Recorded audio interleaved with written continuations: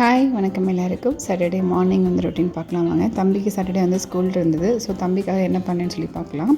Already வந்து Friday வந்து மாவு வச்சு வச்சுருந்தேன் இடியாப்பத்துக்கு. ஸோ இடியாப்பம் இட்லி ஊற்றிட்டு அதை இடியாப்ப குழாயில் வச்சு இடியாப்பம் ஊற்றி தம்பி கொடுத்து விட்டேன். ஸோ லஞ்சுக்குமே வந்து பார்த்திங்கன்னா இடியாப்பம் தான் கொடுத்துட்ருந்தேன். ஒன்றில் வந்து தேங்காய் பால், மொத்தம் 3 லேயர் இருக்குது. ஒன்றில் தேங்காய் பால், ஒன்றில் சாம்பார், ஒன்று ஸ்நாக்ஸ் வந்து கொடுத்து விட்டேன்.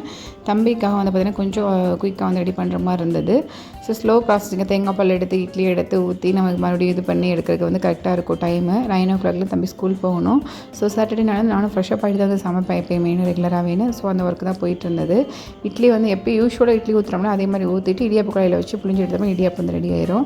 ஸோ ஹஸ்பண்ட் வந்து தம்பிக்கு தேங்காய் பால் வச்சு ஊற்றி விட்டாங்க. நாங்களும் சேம் இடியாப்பம் தான் சாப்பிட்டோம். சோளப்பொரி மாவு அரைச்சுமே எப்படி இருக்குன்னு சொல்லி ட்ரை பண்ணி பார்க்கலாம்னு சொல்லிட்டு ஒரு ஈடு மட்டும் சோளப்பொரி ஊற்றினேன். ரொம்ப சூப்பராக வந்துச்சு. தம்பி ஸ்கூல் அமுச்சுட்டு திட்டதுக்கப்புறம் தான் வந்து ஊற்றினேன். ரொம்ப சூப்பராக வந்திருக்கு பாருங்கள். கண்டிப்பாக ட்ரை பண்ணி பாருங்கள். ரொம்ப சூப்பராக இருந்தது. நெக்ஸ்ட்டு வந்து ராகி பணியாரம் ட்ரை பண்ணி பார்க்கணும்.